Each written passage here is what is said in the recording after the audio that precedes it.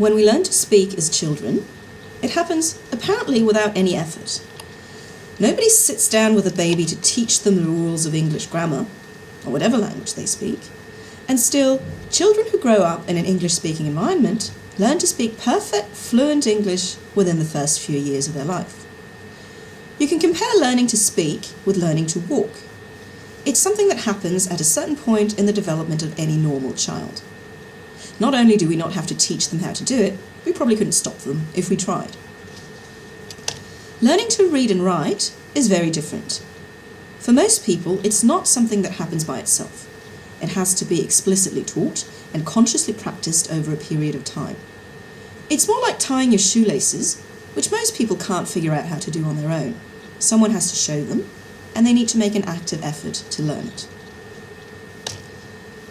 All human communities use spoken language, or sign language in deaf communities, but not all use writing. Spoken language was developed in our species much earlier than written language.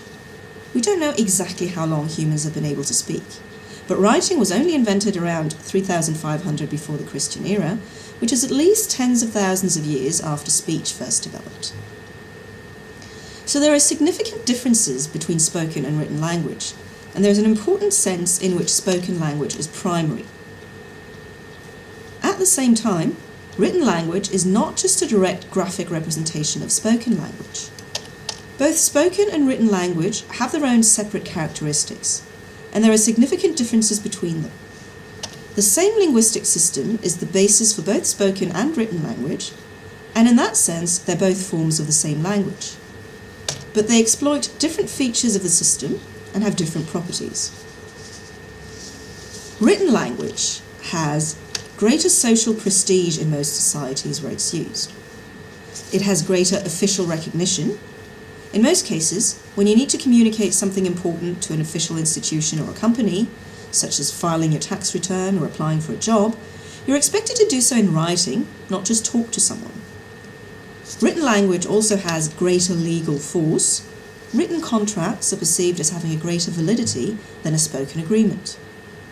And written language typically forms the standard for prestigious forms of the spoken language, so that speaking correctly is taken to mean speaking in a way that's similar to how you would write. Both spoken and written language come with their own advantages and disadvantages. Writing has the advantage of being permanent and visible, whereas speech can only be perceived through hearing, and it's gone as soon as it's been produced. Writing allows communication over long distances, which wasn't possible with speech until radios and telephones were invented. When we produce writing, we can plan what we're going to say and revise it as we go. I'm sure many of us have wished that that was possible with spoken language, when we say something that we regret as soon as it's out of our mouth. At the other end of the communication event, when someone's reading a piece of writing, they can take their time to process it, scan through it for the main points, and reread it as many times as they like. Being able to write things down means we can keep hold of information without having to keep it all in our memory. It also makes it easy to preserve information beyond the life of a single individual and to create enduring works of literature.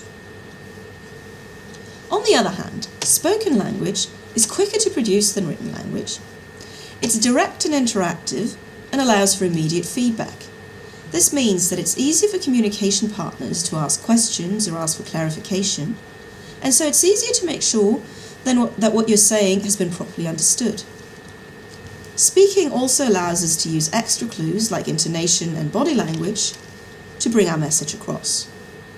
We know that this can be a problem in writing. For example, when someone's joking or being ironic online, and people think they're being serious because they don't have these clues to help them figure out the intended meaning. This is one reason why emoticons, smiley faces and so on, have become so common in social media, because it brings written language closer to spoken language by adding in some new kinds of non-linguistic clues. Speaking is a social activity which takes place between people in a social setting and helps integrate people into social groups. It's an everyday activity that everyone participates in, as opposed to writing, which depends on access to education, and so in many societies is only accessible to a small elite. On the other hand, when we speak, we lack many of the means for clearly structuring our message, which is available when we write. We can't use paragraph structure or punctuation, or capitalization or other visual devices which help clarify our message when we write. The visible and permanent properties of writing also means that it's easier to use more complex sentence structures and text structures when we write, because the reader can go back and reread a piece of text if the structure wasn't clear the first time around. To summarise, here's a comparison of some typical features of speech versus writing. Speech is typically less explicit. We can leave more to be understood by the context, whereas writing is typically more explicit because there's less context to allow you to infer various understood meanings, and so we need to make the writing more explicit to ensure that our readers understand what we want to say. Spoken language has less clear sentence boundaries. When we speak, one sentence typically runs into the next, whereas written language has clear sentence boundaries are indicated by punctuation. Speech typically has a simpler and looser structure, whereas writing typically has a more complex and integrated structure. Spoken language is typically more repetitive and has a more restricted vocabulary, whereas written language tends to be less repetitive and have a less restricted vocabulary. In speaking, it's normal to have a certain degree of disfluency, meaning that we make errors as we speak and have to correct ourselves. Our written language, on the other hand, typically shows fluency, at least in the final form after we've been through a number of drafts.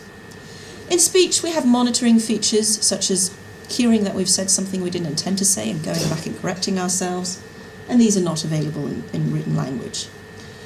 Speech relies on interaction features such as immediate feedback, questions for clarifications and so on, which we don't have in written language, and speech is typically associated with more informal features, whereas written language is associated with more formal features.